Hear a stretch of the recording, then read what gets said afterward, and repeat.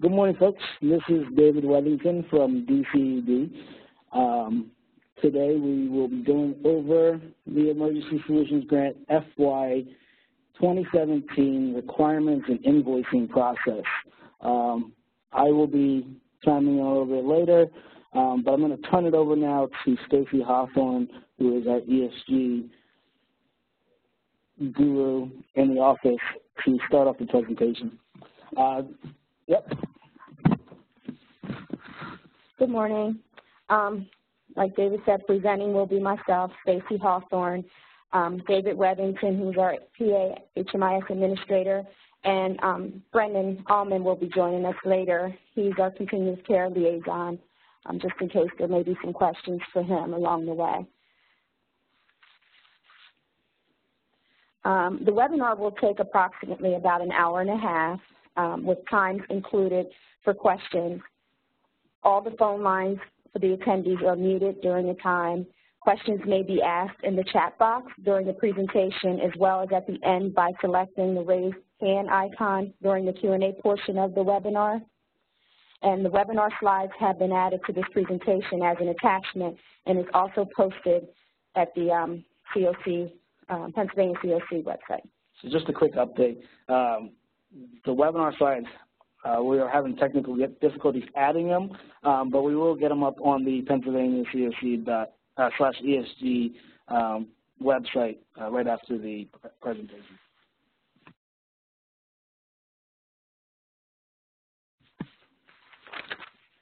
Okay. Starting off for the 2017 contract, important dates is the 2017 contract started January 1, 2018.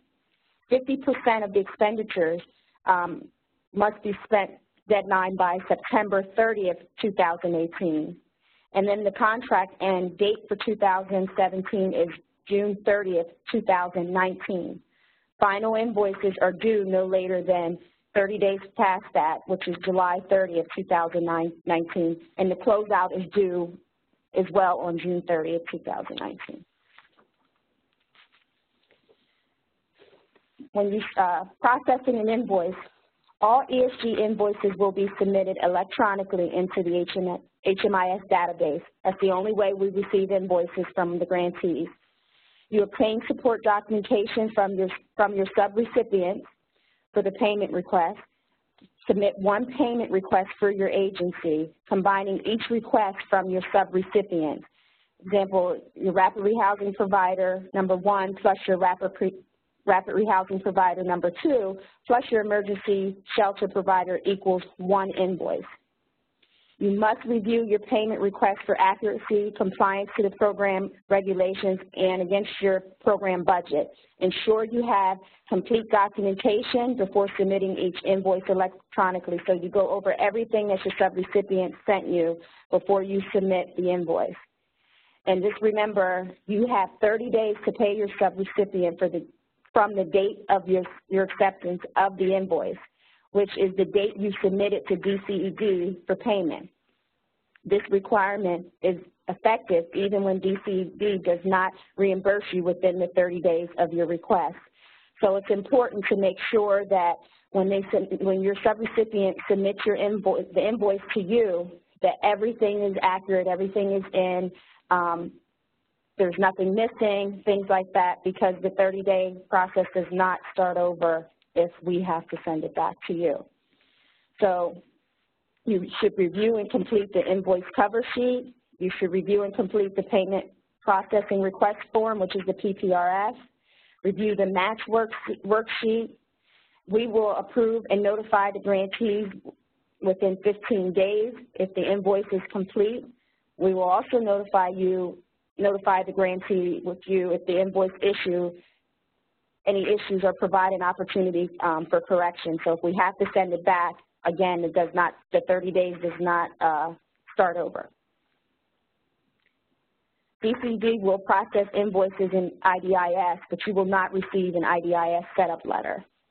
In order to process an electronic transfer of funds to grantee accounts, a PEPP form is needed to ensure we have the correct, accurate information. So even if you submitted a PEPP form for your previous contracts, we do need a PEPP form every contract year, every time you receive a new contract, so that you will know that wherever you want your funds to transfer into whatever account is the same account. We don't assume that it's the same from the previous year. So we will be sending out the form for you to sign that and send back to us.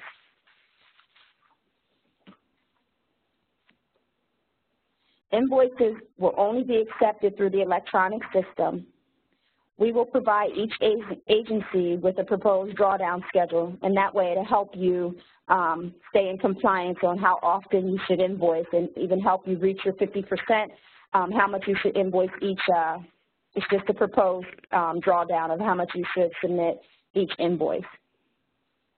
In the contract, you should have had an Appendix A, which will list services and the contract number. The Appendix B lists the budget and if there are any subrecipients. Appendix C is the special conditions and assurances, which is risk analysis. It has renovation information on there, modification and revisions, fair housing requirements, citizen participation plan, and limited English proficiency. For reporting requirements, you are required to provide a success story at the 1-year mark of the grant, and the fiscal status reports are due at the 1-year mark. So those, you'll see those in HMIS as well, that you wouldn't be able, I believe you won't be able to move forward without submitting those once you reach the 1-year mark of the contract.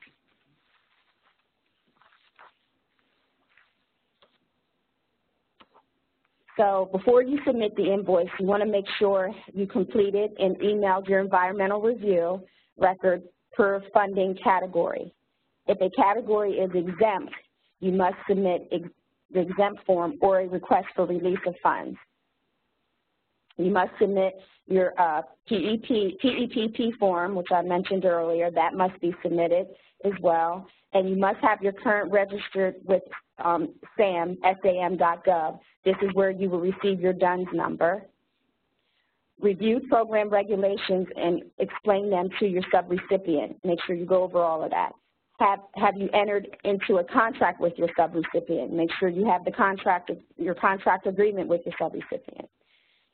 Verify that the subrecipients are entered into HMIS or a comparable database. Designate the contact person who will submit invoices through the HMIS. Have they received the login credentials? This person should be from the primary agency administering the contract. Have you verified your approved budget in the Pennsylvania HMIS? And again, before you submit an invoice, have you obtained invoices from your subrecipients and request a payment at a minimum of once a quarter? Have the subrecipients entered the beneficiaries into the HMIS or an HMIS comparable database? The recommendation is that information is placed into HMIS within 5 days before its intake.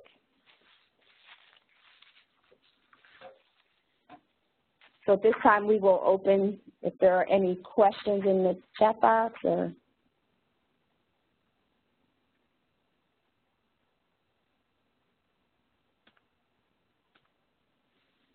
No, okay. No questions. So let's just continue. Hold on one second. Let's just double check, make sure there's no hand raises.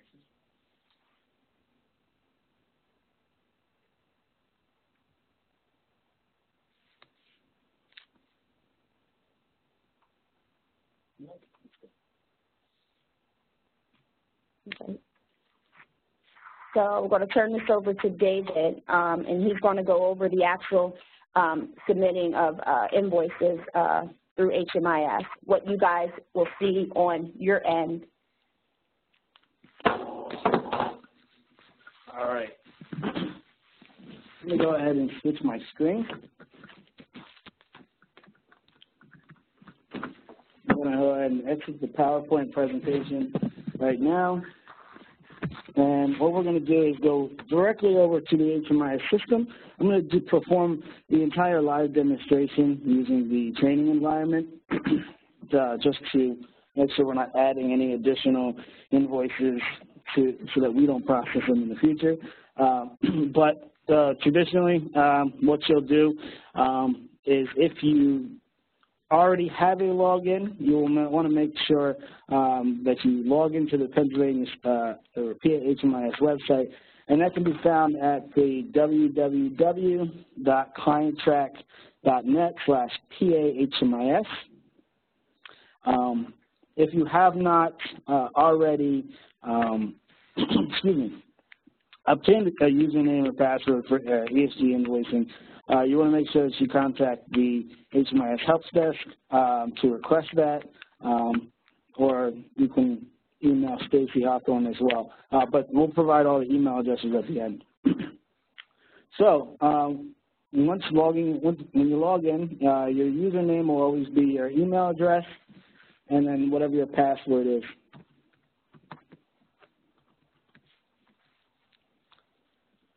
So you'll notice that if ESG is the only thing you use HMIS for, then you'll only have one work group, and that's the work group you see here as PA HMIS Grant Administrator. If you use HMIS for client data entry or coordinated entry or anything else that we use HMIS for, you'll want to make sure that in order to process any invoices, that you're under the PA HMIS Grant Administrator work group. And then you want to also make sure you're under the organization that you're that has control of submitting the invoices as the administrator. And that's for those that function in multiple facets and work for different organizations. The location, don't worry about the location. That does not matter for this. So we can just go ahead and click Use These Settings. Before I click Use These Settings, I do want to point out that if you are using the recommended browsers are going to be Google Chrome, Firefox, Internet Explorer 11. Microsoft Edge right now is not, I wouldn't use that as your primary browser for this because some screens might not allow you to move on to the next. But we are currently working on that to make sure that that is compatible as well. So use these settings. You'll notice when you use these, when I click use these settings, it'll open up a new window. You want to make sure that it opens up a new window because if it remains in that original tab under here, you'll want to refresh the screen and re-enter your password, username and password, so that you do populate a new window. Because if you don't, it will not save any of that information. So what will happen next is it'll bring you directly to your home workspace, and for those of you already on HMIS, remember toggling through your carousels to home. A lot of folks might only be on clients, but you want to toggle on to home. And then you'll notice over here, it's a very large screen. A lot of folks for the first time, there's this icon up here that says Show My Menu. What I'm going to do is I'm actually going to pin this, use this little push pin, make sure it's pushed down so it does not collapse, just to kind of show you the first couple steps. So then you'll notice under your menu, you'll notice this ESG invoicing section. You'll click on it, and you'll come here to ESG contracts. And you'll have to come to the ESG contracts at the very first moment so that you can at least go in and approve your budget. So right now, I'm actually just going to use, I made up a grant award known as City of Aaronsburg. Clearly, it's nowhere where I moved that, so don't question me. So then the next step you want to use is this blue circle, which is called Action Buttons. And you'll notice that it says Review Contract. So you'll click Review Contract. It will then, and I'm actually going to collapse the menu just so that you can see it a little bit better. And you know what? I'm going to zoom in. Since in previous webinars, I know it's been hard for people to see. So you'll notice here at the very top, pending grantee contract approval and invoice training acknowledgement. Prior to being able to submit an electronic invoice through the HMIS system, the grantee organization must first review and approve of the following contract and budget information and acknowledge they have reviewed this ESG invoicing webinar. So you'll first go here. Well, first you want to scroll down, look at the information. You'll notice the grantee name, which is what will be on your contract with DCED, your address, and then whether or not you're a PA-HMIS grantee, meaning you're entering client data into there. If you're not, it'll say no, and then there will be additional information to find out what HMIS software you're using, and then it also will tell the system, what else to look for during the invoicing process in regards to uploading the paper and so on and so forth.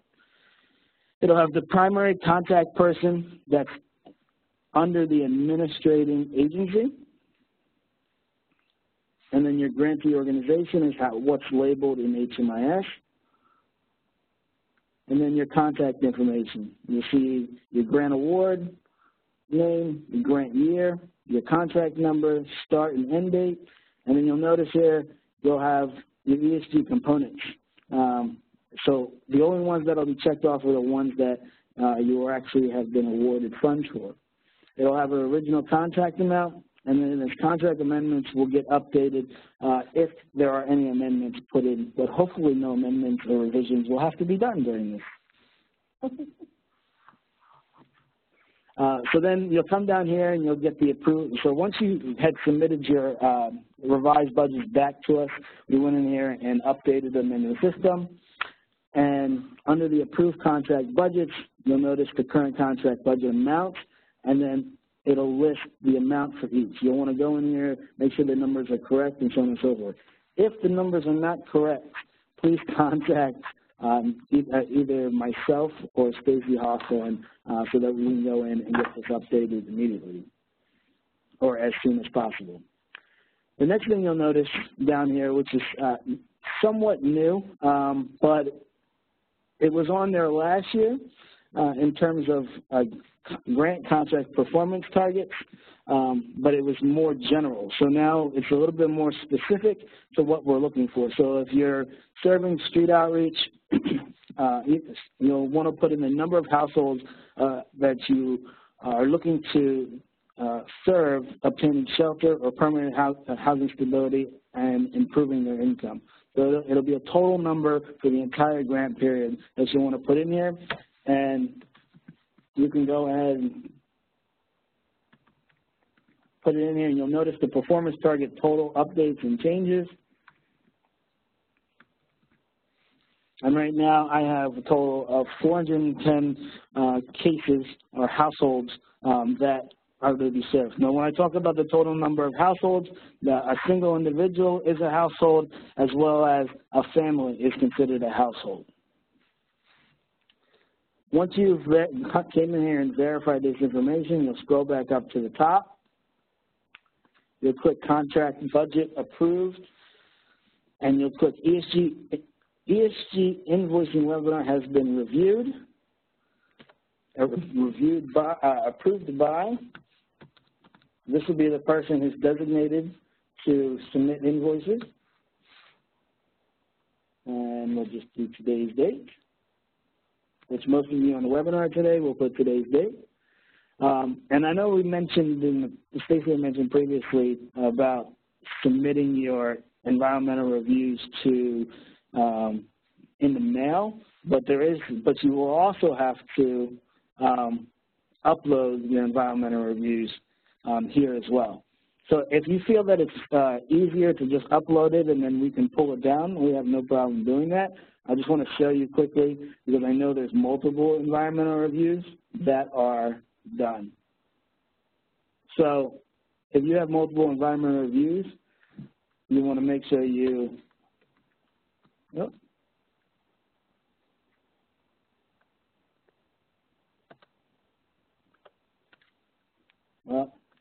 you would select multiple ones. Mm-hmm. Oh, hold on. Sorry.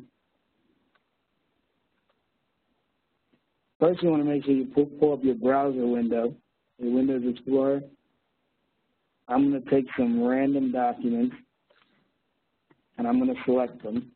I'm going to right-click, pretend these are environmental reviews, and I'm going to send to a compressed file. it'll zip them up, and I'll say ER. So once that's in there,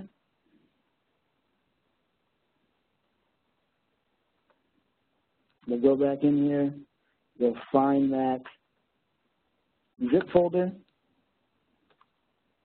you open it. At first it might appear like this, sometimes it might appear with an icon, so on and so forth. And then you are okay to just scroll back down, click Save,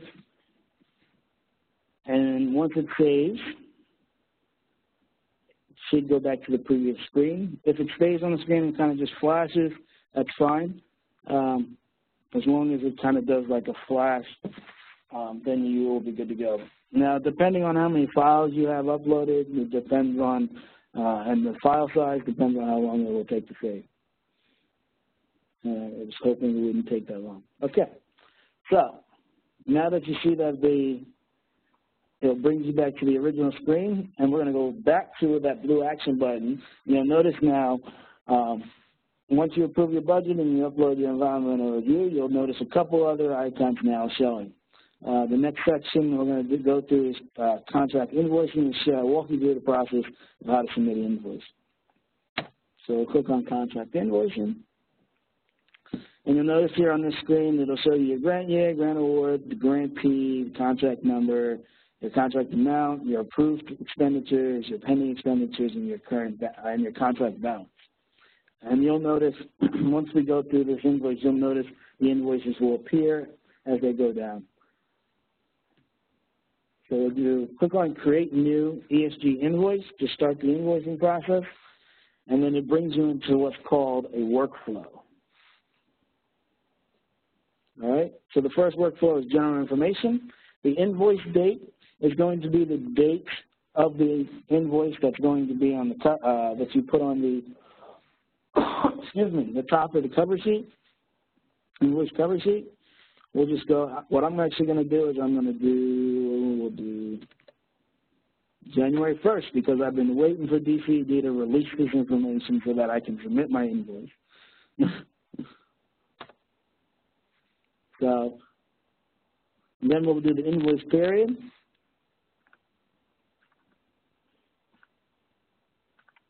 So I'll say I want all my money up until the 28th. That's what I'm submitting for. The invoice number, this will be reoccurring, so you can just put a 1. I actually recommend sometimes if you want to see it in chronological order on that previous screen, if you do a 001, that works out a little bit better. And then the date of scheduled payment to your subrecipient. So obviously this is covering these 2 periods, 2 months. So when you look at it, it should be 30 days from when you approve the invoice to move on there. So actually, I'm going to make sure that this is a little bit more realistic, and I'm going to say I approve this invoice on the 15th of March. So then once you approve it on the 15th of March, then you have 30 days from when you approved it to submit it. Which that's not realistic, we'll just say the 16th. All right, you'll notice here you have your invoice contact information. Again, that'll be whoever the main contact is for the administrator. And then this is the most important section. A lot of times folks get confused with this. The invoice grant information section. It'll show you your grant award, your grant year, and then you're only going to, it is very important that you select one of your grants that appear. And these grants are pulled from the HMIS system that appear under your programs. If you do not select this, it will not show up on the next screen for you to put the actual payment amount. So I'll go ahead and select all 3. Now, if you have victim service providers or DV providers that are clearly should be using a comparable database to HMIS. I don't expect them to be producing invoices. But if you do have them, you want to make sure you check off that box and you put in the agency so that it will populate a section for you to upload the additional paper. So I'm just going to put in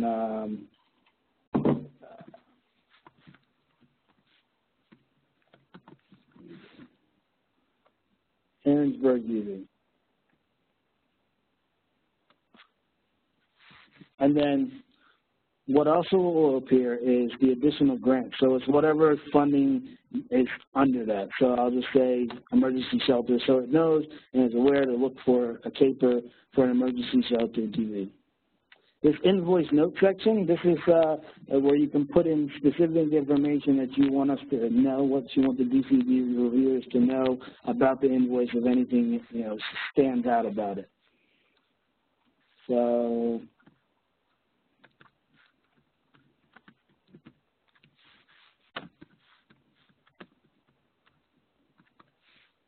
all right. Then you move on and you'll click Save. It'll move you to the payment request section. Again, if you didn't check off those boxes prior, the only thing that you would have seen is this HMIS data collection and administration. So since I did, I'm going to go ahead and put in the amounts. You also notice here you have your budget total amount and your budget balances. And so your budget balances will update once the previous invoice has been approved. Also notice that you will not be able to submit another invoice or start another invoice until a previous invoice has been approved. So if you have an invoice that's on hold or under DCED review, it will not allow you to create an additional invoice. So what I'm going to do is I'll go ahead and put in some amounts. We'll say 5.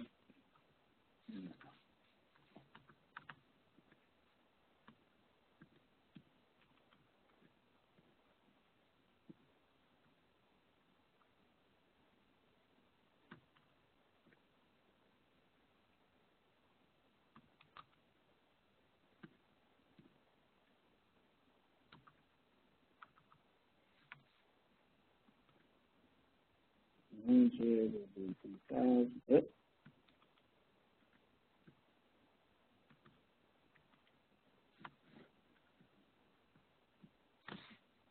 All right.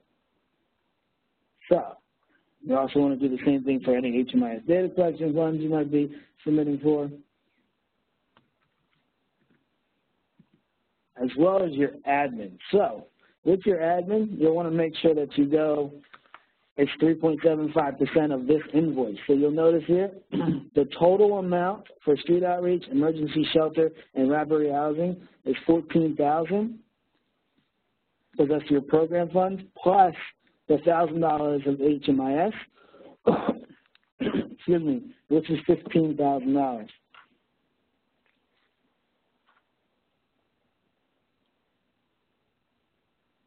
So 3.75% of that is, sorry, my brain is fried, $562.50 of admin that you're allowed to request on this, that I'm allowed to request on this invoice.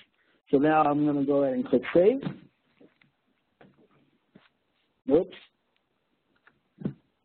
If there's zeros, make sure you put a 0. Anything that's a required field will come up as an alert and remind you to do so. We'll go ahead and click Save. And now it will move me on to the next section, which is the match fund section. So this allows you to manually enter what the match source is. So for example, if I'm using HAP, I'll put in the match source, the type of source it is, meaning what the amount is. So it's $15,000, so we'll say $10,000 here. And then I'm also going to do, let's say I have SSVS. And we'll say 15,000. Or, you know what, I'll just round it to 16,000, which will also cover the admin.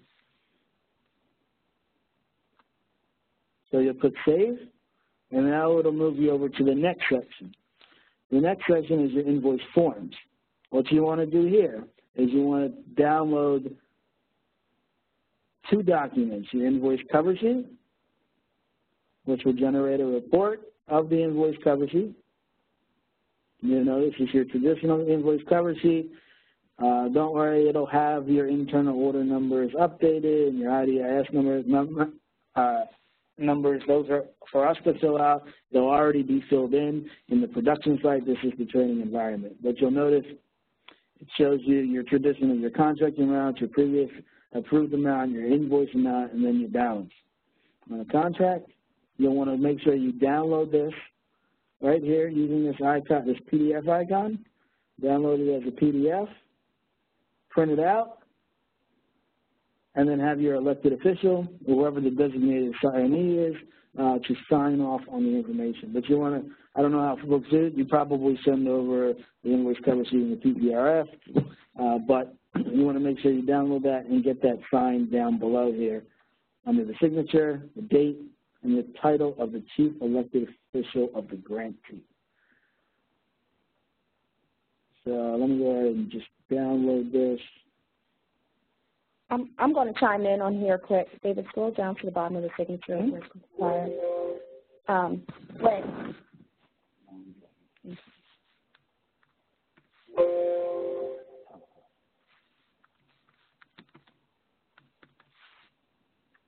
Sorry, it came up in the middle.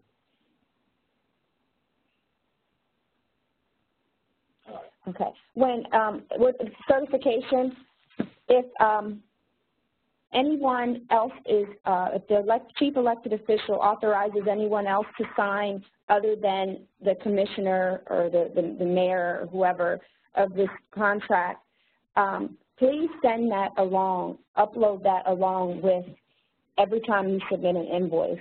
Because we look at so many, if we see, you know, the Bill Smith director of an agency, we're going to send it back because it clearly says that a chief elected official should be signing that invoice cover sheet. But if you have the documentation to support who is authorized to sign that, then we don't question that. And as long as that person who's designated to sign that other than the chief elected official is in that, on that authorization form that you sent, then, you know, we'll send it through. But just try and remember every time you submit that, just have that along with it, because so that we're not questioning it every time we look at an invoice and we see that. Mm-hmm. Thank you. Yep. So as you notice, it did open up, go back to that previous window. So you're going to just go back down here and open up the website again. We can go ahead and let me move this out of the way. Exit out of that, and we're going to do the same thing for the PPRF.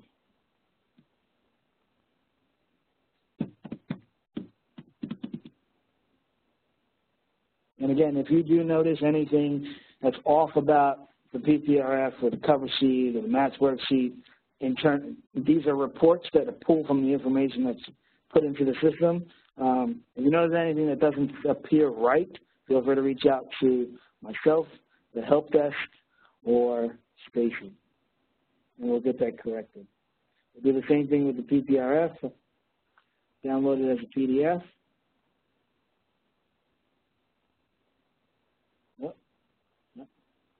Notice the PPRF is 4 pages, so you will have to go through and check off the boxes again of what's applying in terms of the support documentation, and we'll go through that a little bit later after the live demonstration.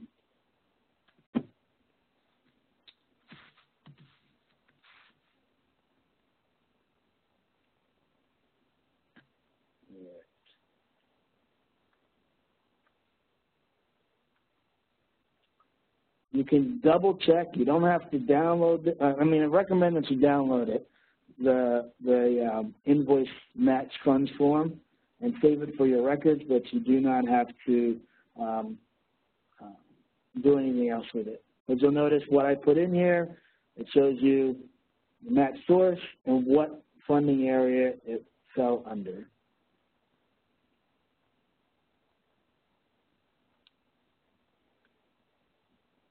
All right. Excuse me. As well as, so your ESG CAPER, if you have agencies that are already entering data in the HMIS, you can double check.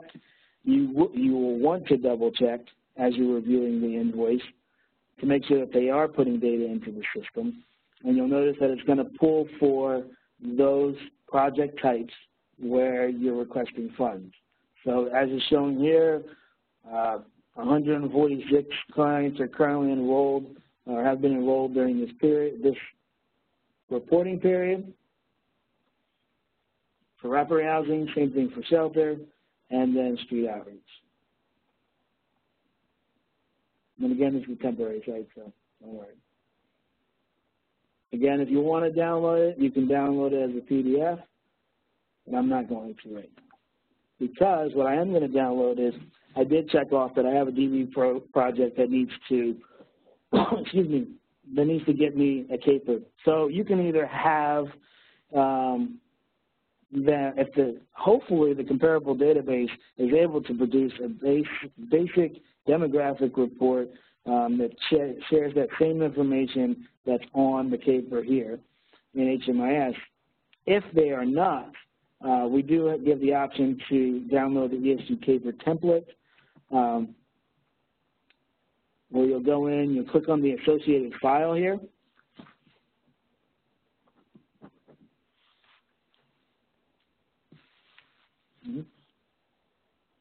Once it downloads, you pull it up.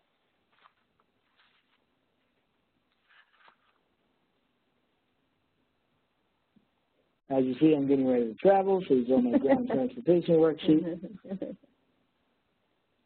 And some of you on the call might already know where I'm traveling, so anyway.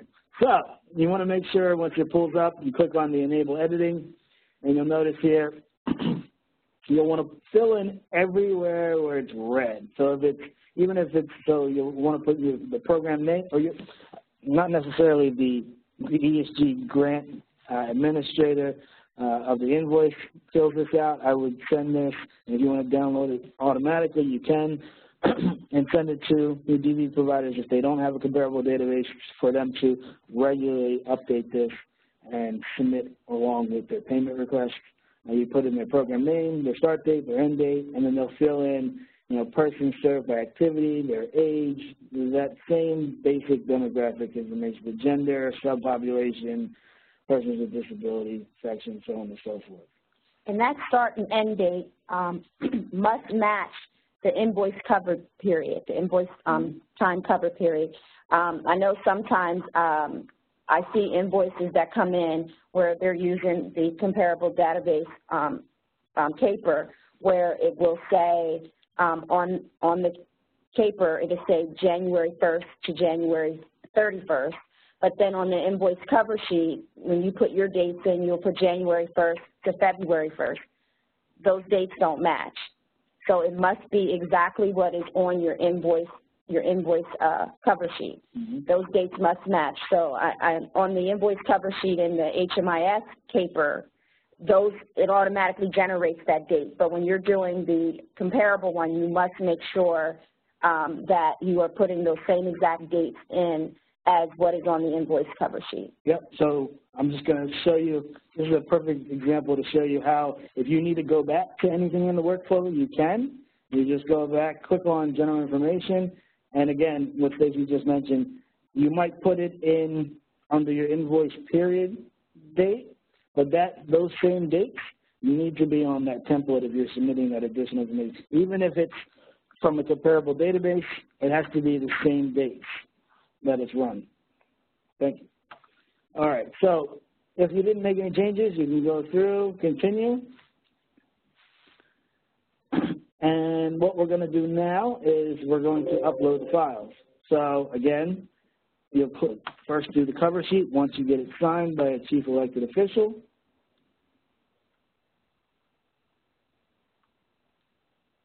You'll upload that. Don't get scared. It says no image. That doesn't mean anything. It's there.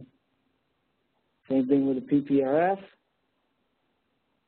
Again, don't get scared.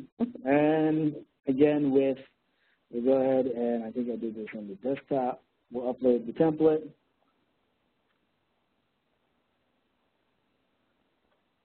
And what we'll do is we'll go ahead and click Save.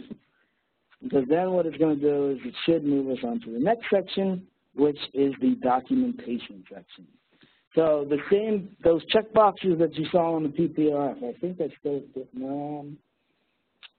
I do.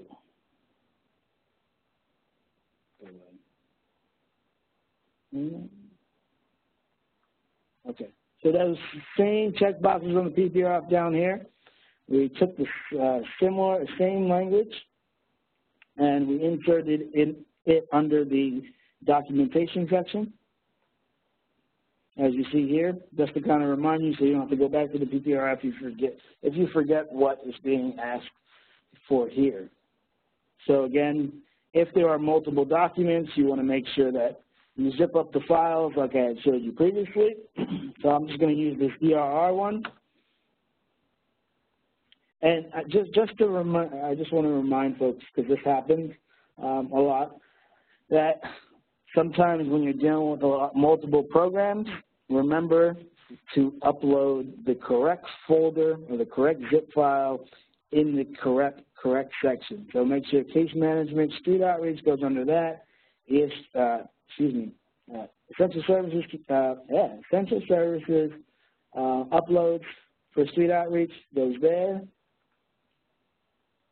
Primarily that happens under your rapid rehousing homelessness prevention because there's financial assistance / rental assistance / services, and make sure they're in individual folders so it's clear and easy for us to pull and understand, and try not to duplicate the files within those zip folders. All right.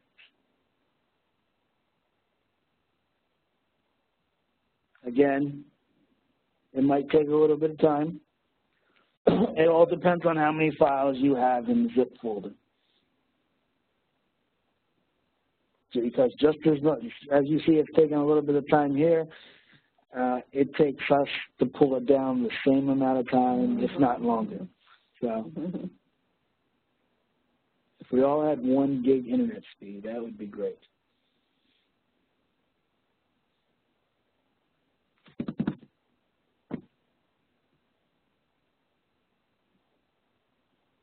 All right, so then it moves on to the next documentation section, which is under each one. So to speed things up, I'm actually just going to do one file.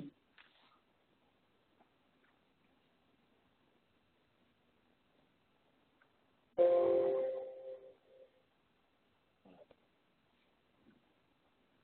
we go.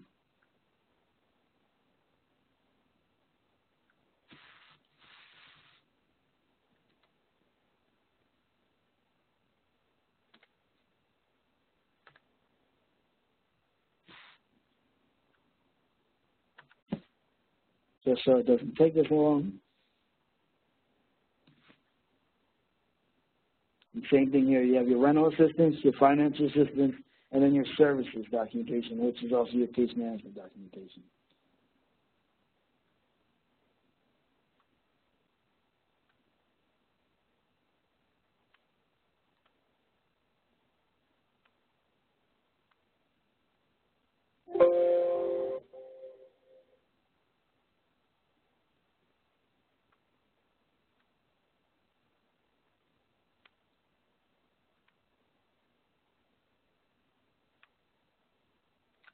Save.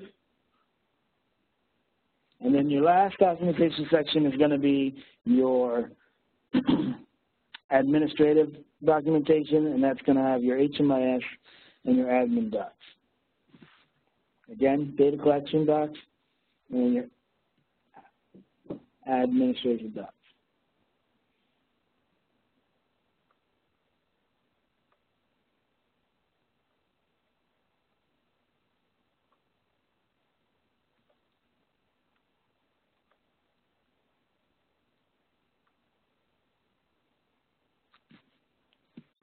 And the very last page, you'll notice here, is your invoice submission.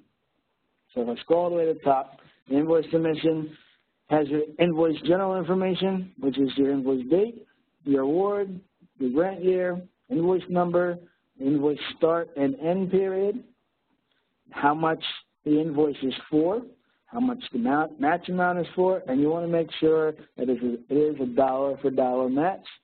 on the grant. Not necessarily they have to match it 100% on the invoice, but it's strongly recommended that you do. Just as long as you have a dollar for dollar 100% match at the end of the contract. You also notice here, if you forgot something, like let's say you had gone back and came back in, and it will remind you to double check just to make sure that these documents were uploaded appropriately.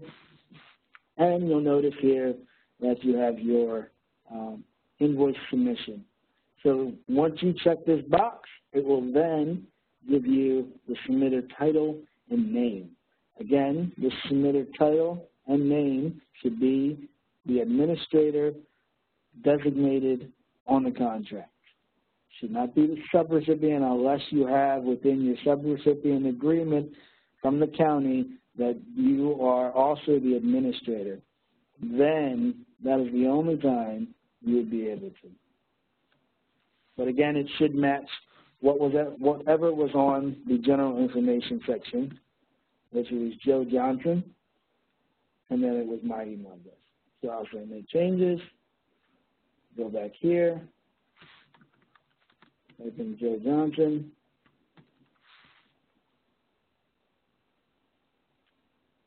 oh well, we'll just say ESG Fiscal Admin. And we'll click, once you click save, you can't turn back. It is submitted. It will then generate an email to the ESG or the homelessness team, which is Stacy Hawthorne, myself, and Brendan Allman. And then from that point on, we have 10 days to review that invoice and then move it on to the next section, which is our budget office, which has another 5 days. And then our comptroller's office has 15 days. So it's a total process of a 30-day process before payment. Now, for some reason, if, like Stacey mentioned earlier, if we find something wrong with the invoice and we have to put it on hold, then from the time we put it on hold and then you resubmit the invoice, and then what happens is that 30-day window starts over again on our end, but it does not restart for your subrecipient. So if you're curious, you can, excuse me, you can double check and see where it is in the process by coming back here to your contract invoicing.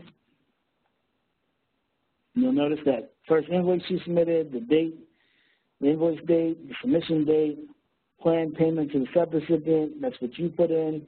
The date received by our office is when we actually pull it from our system and start to review the invoice. Then you have your period, the date that we approved it, and the date that it's then sent to our comptrollers.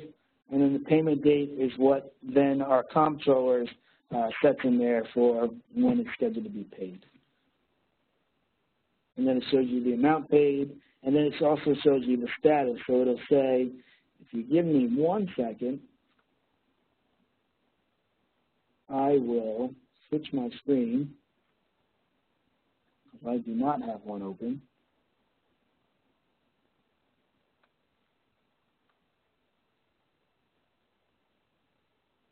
But what you'll notice there is we have what's our dashboard, and you'll see here we have a list of our invoices that show the number of days. Again, this is the training site, so we'd be in extreme trouble if we let that surpass for that long.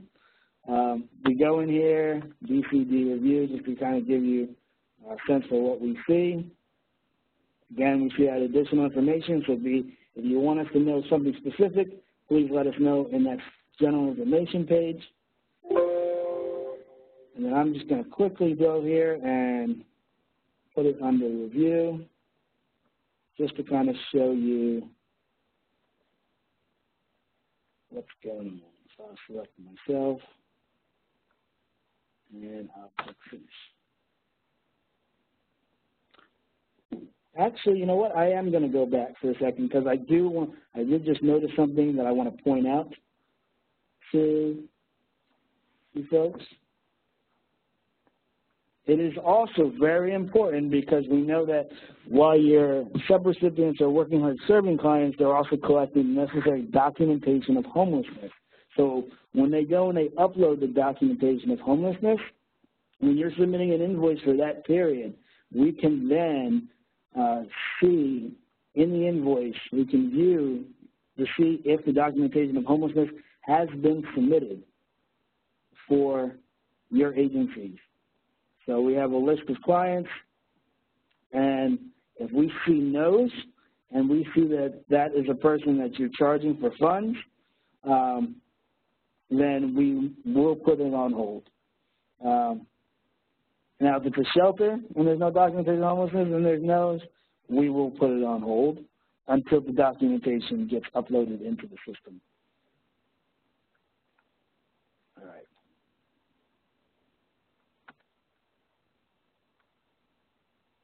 So switching back to my grant administrator work group, just to kind of show you and give you a sense for now how that reviewed. So again, you would go to ESG Invoicing, Contracts, and then we'll go into that contract invoicing,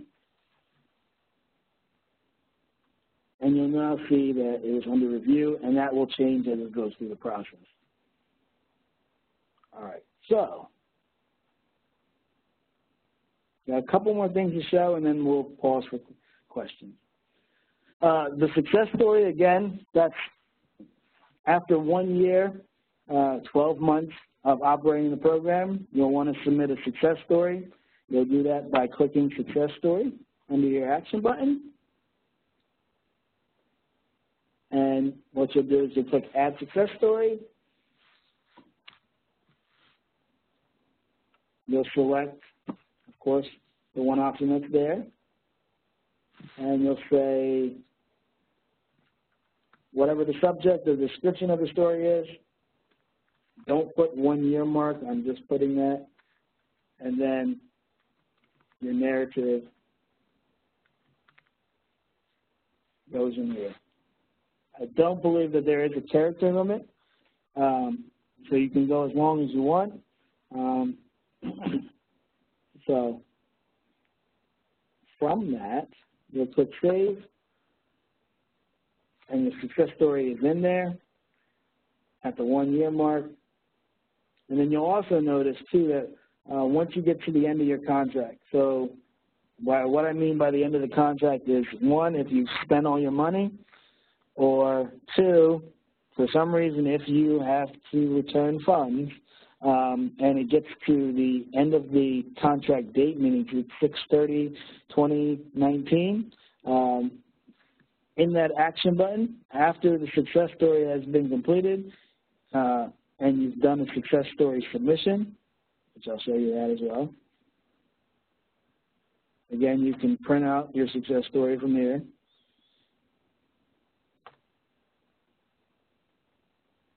You can add notes if you want, you don't have to. And then what you'll do is just save it. And then what also will appear down here is what's known as the Closeout Report. The Closeout Report, where you'll select that and it'll take you through the necessary steps from there.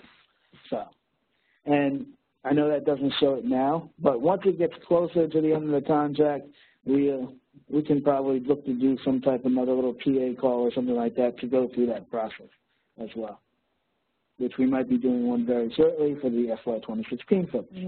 So, and then you have your quarterly contract tracker, which, again, this is the training site, so if it worked, it would be there. But that, again, kind of gives you a sense for where you can be in the system. Oh, there we go. Just had to clear that. So it doesn't have an amount in here now, but again, it's the training site. We can look to update that and kind of show you, where you should be on such and such dates and so on and so forth. So I'll cancel that and show you a couple more things. which is your expenditure summary, and then your match summary. So again, this is going to show you every invoice that you submitted. It's going to show you your expenditures for which category and so on and so forth, which you can also download as an Excel if you wanted to, and keep your own records if you wanted to do that. And the same thing applies for your match. Let's see if I can just go back. Yep. Again, it'll list, and it's recommended that if you do, the invoice number, remember I mentioned that 001, it'll keep it in chronological order, and the sorted, or the sort will be how it lies. For every source that you put in here, it'll continue to add up. And for some reason, if you have an issue with the system, or an invoice isn't being approved fast enough, or something's happening with your invoicing, you can contact the ESG manager, which is Manager Clay, who will get an email, and then she'll come to us and ask us what's going on. So, and again, if you click on that, it gives you the opportunity to, again, put in your contact information, your email subject, and body, and then send the email, and it'll be sent off. Make sure that you fill out everything with a red asterisk, and it will be there. It also, what it'll do is it'll generate an email up that will also allow you to CC anybody in that email as well, if you need to do that. At this time, we will go ahead and pause for questions before we move back into the presentation. All right. So the first question is, does the CAPER invoice template have to be submitted with every invoice? It only has to be submitted for every invoice if that agent, that subrecipient of yours that is using a comparable database is submitting in every invoice. So yes, it would have to. If you are just submitting an invoice where all of your agencies are currently entering data into HMIS, then you'll use the standard CAPER that's already in there. Oh, another thing to point out too is the CAPER you download from that invoice form that I showed you, that gets generated from HMIS, that is not the CAPER that goes under the DV invoice or the comparable database invoice section. So again, it is that and I might as well just show you. It's just better.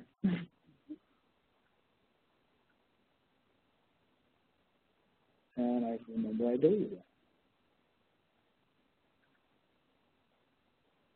So at any time, you can, even if it's under review, you can still view your invoice submission. But what I was saying was this ESG CAPER, the one that looks like this,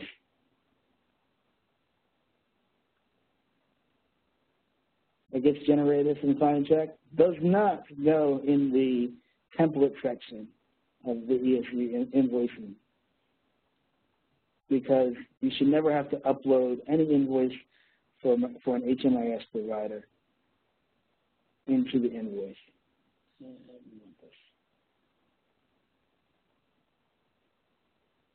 Again, it should never go here under that ESG CAPER for non-PA HMIS. All right.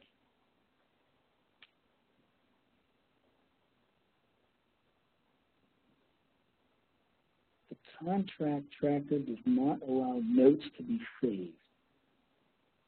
If you're talking about the general information section, I will look into that right after this webinar to double check.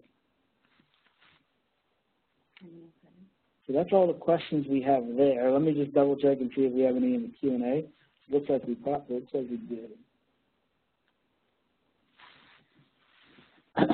Do we send the entire ER record or just the exemption form? If it is exempt, you just send the exempt form with the necessary signatures on there and make sure it's signed. And also keep in mind of the date. When you're invoicing, the date, when you start your invoice, the date of the that the environmental review is signed, that is the date that you can bill for invoicing, meaning if your environmental review was signed on January 1, you can invoice bills dated January 1. If it was signed today, which is March the 16th, your environmental review, then you cannot bill any services before today's date. So please keep that in mind when you're signing your environmental review. Make sure it reflects the time at the beginning of the contract or the time that it's signed when you start submitting your first invoice. Bills that you submit for reimbursement cannot be dated before the date of the environmental review. All right. Next question is there a question prior to that? We are to invoice quarterly. The first invoice would be due by 3/31. Will everything be available in process and invoice by then, or will the requirement be waived for the first quarter? So right after this webinar, you should have access to submit your invoice. And right after this webinar, I will double check to make sure everybody has the access to do so. So if not, go ahead and send me an email with high alerts so that I can look at that right away. And also, before submitting your first invoice, make sure all the necessary requirements are done that we received before you submit the invoice, your PEPP form, your environmental review, those things that we went over earlier that you must have in before you submit your first invoice. All right. And then I'll also be getting out early next week a proposed drawdown schedule that will just help you. You don't have to use those numbers down to the penny, but that will just at least help you of how much you should be submitting at least quarterly. And the last question we have here is a copy of the PowerPoint available? It will be available after this presentation on the PennsylvaniaCFC.org/ESG website. All right, getting into the rest of the presentation.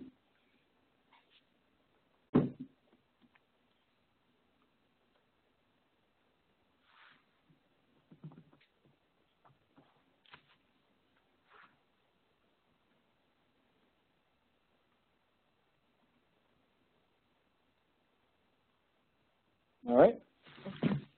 Okay, so like David had said, went over during his presentation that for original signature submissions, when you invoice the invoice cover sheet, you should download the invoice cover sheet produced from entries entered into the system, have a designated party sign, scan, and upload that in invoice in section under cover sheet.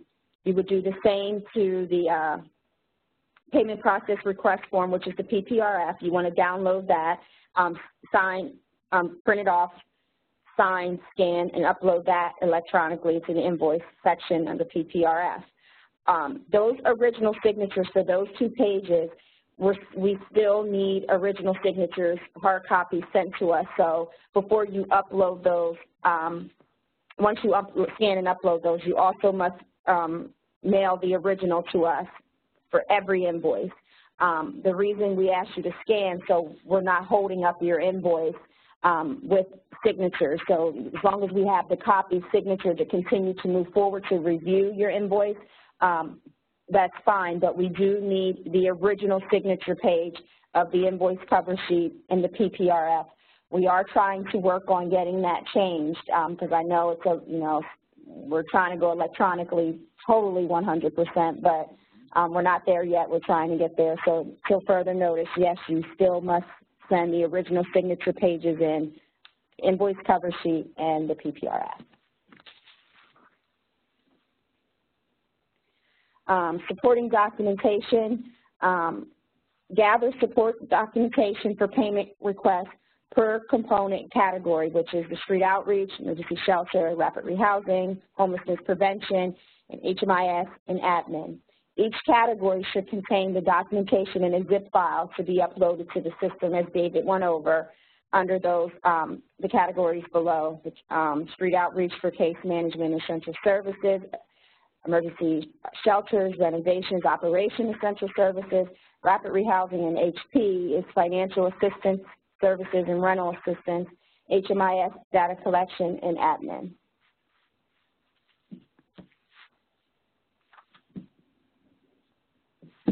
So again, just want to remind folks that the entitlement/victim service providers will need to upload the following additional support documentation, and that is the ESG CAPER. Basically, is that template form that they can generate from the system that we built for folks, or the report that's generated out of their own comparable database. And this is not the report that extracts or exports the, what is it, like 32 CSV Excel files. So that is not what we're looking for. We're looking for just a general demographics like what I showed you in the template. So that is what we were looking for there.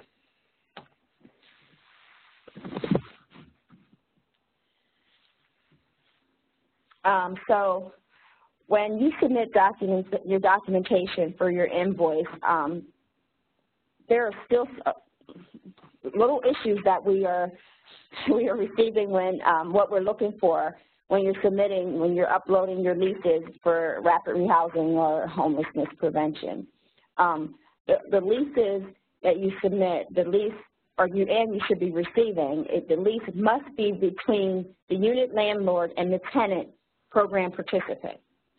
And what constitutes an appropriate lease, which is found in our regs 576.106, section G.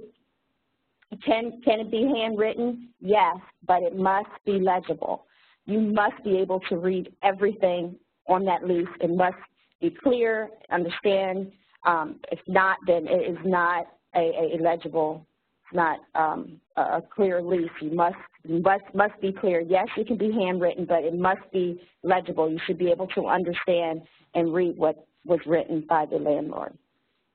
The lease must include the landlord's name, the name of the tenant or tenants, the date the lease covers, the amount of rent and security deposit, the location of the property of the home. If the tenants are responsible for utilities, it must say what they're responsible for, what utilities they're responsible for. It must list that. Legal fees, if the tenant is responsible for legal fees, who is responsible for the legal fees? Is it the landlord? Is it the tenant? It must state that. And it must have the signature page with the signatures from the tenant and the landlord. Rental agreements. Rental agreements are not leases. The rental agreements must be between the grantee or the subrecipient and the unit owner, which is the landlord. Not the tenant and the grantee. It must be the landlord and the grantee and or the subrecipient. We always like to show you some examples of bad leases. This is what we talk about. Clear lease opposed to a lease we're not sure what that says, and that's exactly how we receive leases from grantees that they send in. We are not sure. We just blacked out for confidentiality, security, the client's names, but so you can see those are leases that we receive from grantees that are not legible, and this is why we would send back to you to send us a new one, go back to that landlord and say, hey, we need something legible, or, we need something legible, or it would just be removed off of the invoice.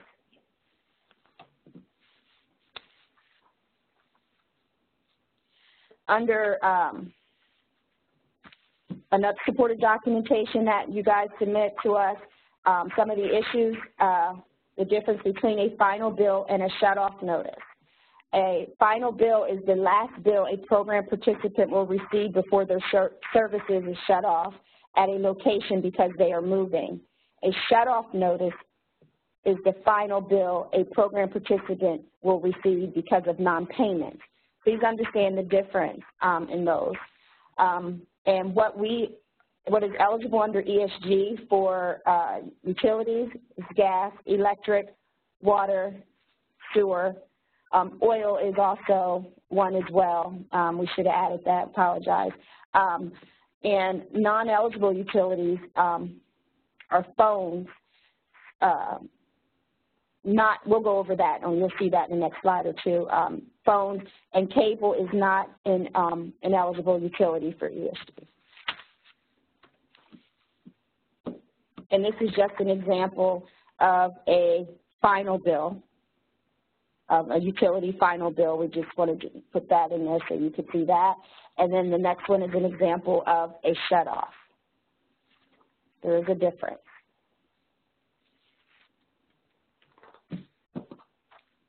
Other issues are receipts that are submitted that are not, expenses that are not legible. We get receipts, we all, shop, and sometimes the receipts aren't clear, but when you are submitting this for reimbursement, we need to see exactly what it is to make sure it is eligible under ESG. So clearly that receipt is not legible for us to see.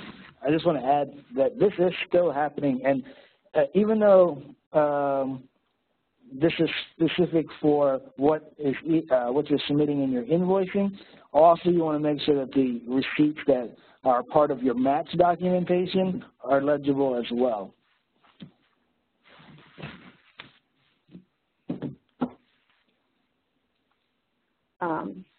Cost allocation and indirect costs, we'll just briefly talk about that. All agencies must have a cost allocation plan to distribute, share, or indirect costs. An indirect cost rate is an alternative to a cost allocation plan. Plans and rates will be allowed for invoicing but are subject to review through our fiscal monitoring. Costs may be found ineligible if the plan is not developed in accordance to with our super circular and not applied according to the plan. Guidance will also be issued on how these plan or rates need to be submitted to DCED for acceptance. Any questions on the cost allocation plan or indirect costs, we just refer you to our Director for Compliance and Monitoring Division, Brad Shover. He can answer all those questions, or he or his staff can answer any of the questions that you would have under cost allocation or indirect cost. Back to the phone policy, the cell phone or phone policy. In the shelter, landlines are acceptable. Office, internet, resident line, case managers, too, and securities. Cell phones are allowable. One per job description that is directly related to the shelter or the program. So an example would be there is one cell phone for security personnel that is issued while on duty and is transferred to the next security personnel at shift change or left in the office until that person returns to work. If the shelter has 3 case managers, there is one cell phone that ESG will use between all 3 of those those case managers. And we put this in place because in the past we had an example, a grantee had 18 phone lines that they were charging to ESG. And not everything was pertaining to ESG, and we knew that there was no need for 18 phones for one shelter. So ESG will only pay for one cell phone for position, for like a security guard, a case manager, security if they're there at night, a morning shift, a night shift, or your case managers throughout the day. Those one cell phone is covered for each.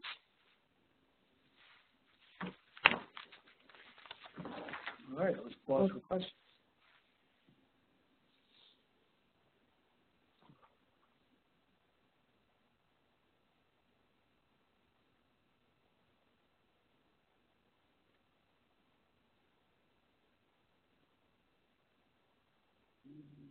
Any questions? Just the last one. Yeah, this one is pertaining to, looks like it came in after our last round of questions. It's just, and it was pertaining to the CAPER template. Yes, that CAPER template for comparable database non-HMIS providers, it's only for those non-HMIS agencies that use a comparable database. Mm-hmm. Oh, we have a question that just came in. Are phones issued to clients in street outreach an acceptable expense? Are phones issued to clients in street outreach? No, that's not an eligible expense under ESG.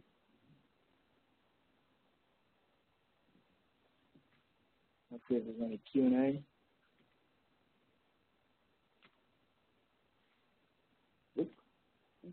All right.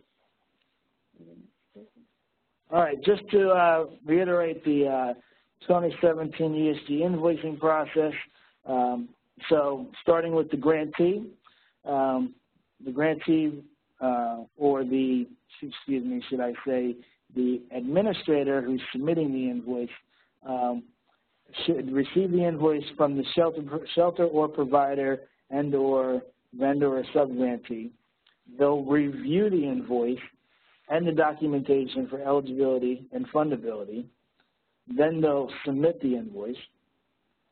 Once they've reviewed all the documentation and making sure that it is appropriate, and then the grantee will reimburse, or the administrator of the contract will reimburse your sub-grantees within the 30 days of the grantee's acceptance of the invoice, regardless if they have received reimbursement from the state. The next step is DCED program managers, which is the homelessness team, receives and reviews the invoice that you've already reviewed to double check to make sure that it follows all the guidelines for eligibility and fundability. And again, we have 10 days to do that within our office. And then we will approve or request additional information for approval of the invoice by the email that will be generated automatically from the HMIS system. So again, if you also want to double check to your spam box or your junk box or maybe your quarantine box, depending on how many boxes your agency has, just in case, because it is coming from a secure server. So a lot of those emails might go to those other boxes. So you want to just keep aware and make sure to mark it not as spam so that you're able to get emails generated from HMIS. And then the last one is within the 30-day process, the grantee or the administrator of the contract will receive payments by your preferred method identified in your PEPP form. Again, just showing you a screenshot of that grant contract invoice status, to where it'll list all your invoices. You kind of will see, and I don't know if I can zoom in here. I can. Oh, good.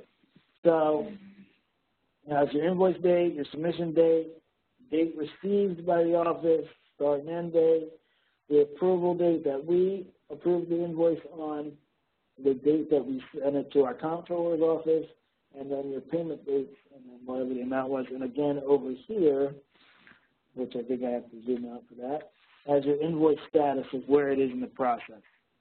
So, and does anybody have any final questions? And we'll double check for any hand raises and attempt to open the lines if that is the case.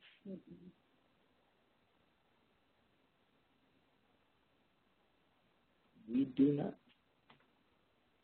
So, without further ado. So on the last page is our homelessness team and all the information, email, contact information, phone number, and whatnot. If you guys have any questions when you are submitting invoices, we do highlight where David went over who is actually looking at the invoice, and if the invoice is on hold or whatever, the invoice will come from that particular person. 90% of the time it is me. If I get an overflow of invoices, Brendan and David, they do help out. So they, if you get emails from them as well, then they actually looked at your invoice. So any questions that you do have on the invoices, here's our contact information, but it is 90% it is me, so you can contact me with any questions. I did see one question, but I also do want to point out, too, that I forgot to put the help desk here, each one of the help desk email on here, and that is ra-pahmis@pa.gov, even though they also come to me as well. So, but let's see what that last question was, and then we'll wrap things up. So when submitting invoices quarterly, are they due 30 days after the quarter or within each quarter? But as long as you're submitting it within the quarter, you are good. And then if you go to that invoice quarterly tracker or quarterly tracker invoice, I forgot what it was labeled, it'll tell you, the time period. So like from January 1st to March 31st is the first quarter of the contract. So as long as you invoice at least once within that time period, you're in compliance. So then the next period for the second quarter of this contract would be from April 1st to June 30th, 2018. So as long as you invoice within there, you could invoice a minimum of monthly, but at least, so you could either have 3 invoices a quarter or 1 invoice a quarter or 2, but at least a minimum of a month. And you cannot invoice more than 1 at a time. The system won't allow you until we on our end has approved, that invoice is approved. You cannot submit an invoice, a second invoice, if you have an invoice on hold or pending or just submitted. You can only submit 1 invoice at a time.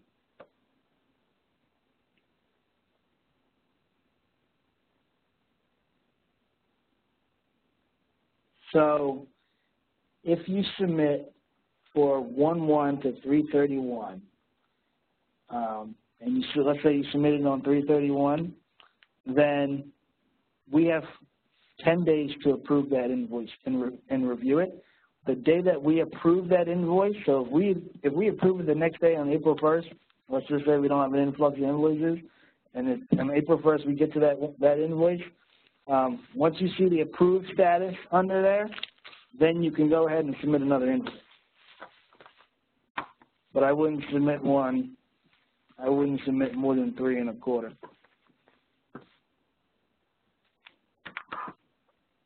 We'll hang on for a couple more minutes to see if any other questions come in, but if not, thank you for joining us today. Again, if you have any questions, follow-up questions, you can reach out to Stacey Hawthorne or myself or Brendan, and we can answer those questions. Again, if you're having issues with your login, email me with high importance, and I'll go ahead and make sure that is up to date and ready to go for you to go in and approve your ESG contract in HMIS. Other than that, thank you. And we will also get out I will send out early next week the proposed drawdown schedule that will help you guys on how much you at least should be submitting quarterly. That's what that.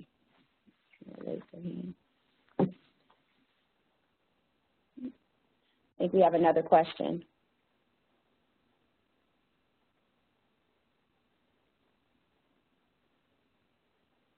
I'm going to attempt to unmute you, Vanessa, so that you can ask your question.